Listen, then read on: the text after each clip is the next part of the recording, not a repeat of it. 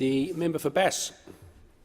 Speaker, with the greatest respect to my friend, the member for Hinkler, he's mischaracterised this side of politics' commitment to free trade, and I'd like to reassure the House that Labor in government and where we sit at present supports the broad principles of free trade, because we've seen over generations the effect of free trade in growing the economy. Good morning, sir. But there's one very, very important differentiation between this side of politics and the other side. That is that we recognise that it's vitally important to ensure that we properly consult, that we have comprehensive economic modelling, and that we take every step to ensure that those who are adversely affected by free trade agreements are appropriately compensated.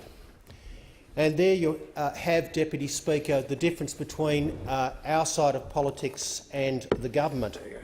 This government is prepared to enter into free trade agreements on the basis that whatever deal is struck, the economic benefits of that arrangement will be simply assumed.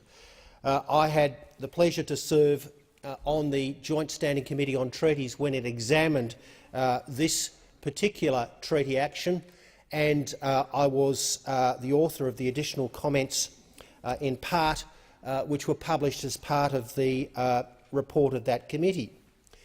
There is no underestimating the Labor Party's commitment to the beneficial effects of free trade.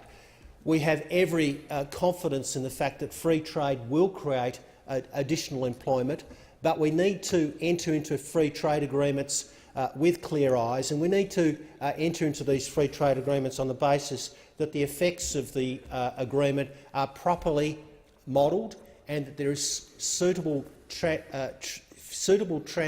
transparency during the course of the negotiation of the free trade agreement. There are other aspects of this particular treaty which give rise to concern, in particular the inclusion of so-called ISDS provisions within the TPP-11 treaty.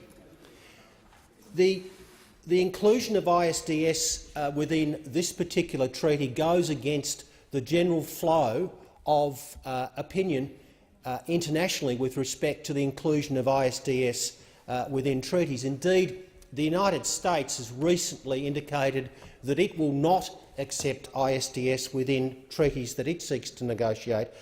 That's not to say that you should adopt a protectionist view that the present President of the United States adopts with respect to free trade.